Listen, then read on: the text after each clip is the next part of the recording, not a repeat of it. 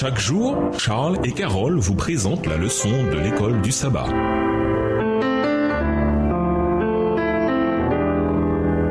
Bienvenue dans votre émission Dieu nous parle. Nous sont de mardi. Le Seigneur est un refuge dans l'adversité. Lisons Psaume 17, versets 7 à 9, Psaume 31, versets 2 à 4, Psaume 91, versets 2 à 7. Que fait le psalmiste dans les temps difficiles? Psaume 17, les versets 7 à 9.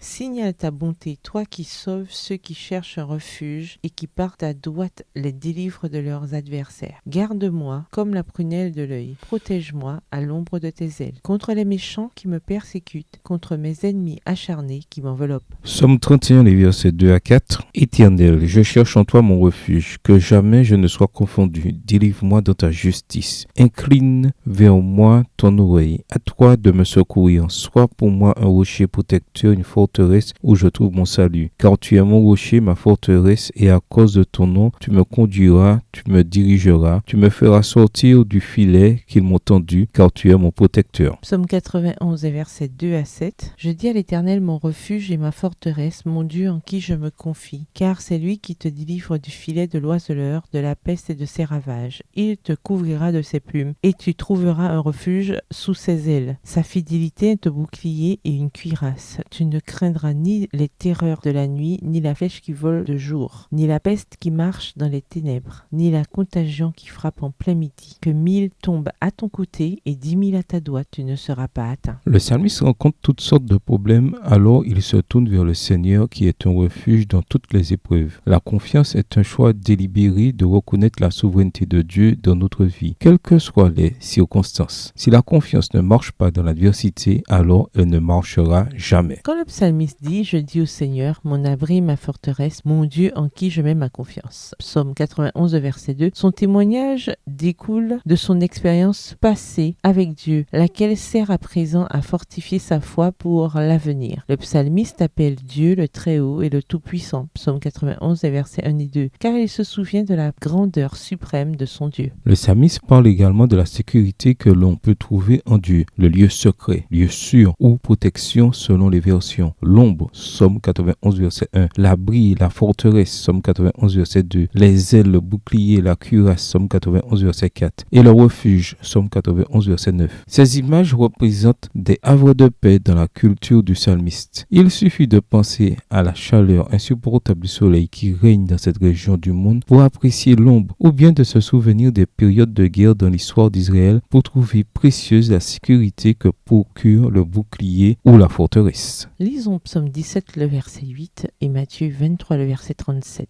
Quelle image apparaît ici et que révèle-t-elle? Psaume 17, verset 8. Garde-moi comme la prunelle de l'œil, protège-moi à l'ombre de tes ailes. Matthieu 23, le verset 37. Jérusalem, Jérusalem, qui tue les prophètes et qui lapide ceux qui te sont envoyés. Combien de fois ai-je voulu rassembler tes enfants comme une poule rassemble ses poussins sous ses ailes et vous ne l'avez pas voulu. L'une des métaphores les plus intimes qui soit est celle de l'ombre de tes ailes. Psaume 17, verset 8, Psaume 52, verset 2, Psaume 63, verset 8. Cette métaphore suscite la consolation et l'assurance avec son évocation d'une mère oiseau. Le Seigneur est aussi comparé à un aigle qui protège ses petits de ses ailes. Exode 19, verset 4, Deutéronome 32, verset 11. Et à une poule qui rassemble ses poussins sous les siennes. Matthieu 23, verset 37. Mais comment gérer les moments où la catastrophe frappe, quand nous ne voyons pas la protection du Seigneur? Pourquoi ces traumatismes ne signifient-ils pas que le Seigneur n'est pas à nos côtés? Au revoir. Et à demain si Dieu veut.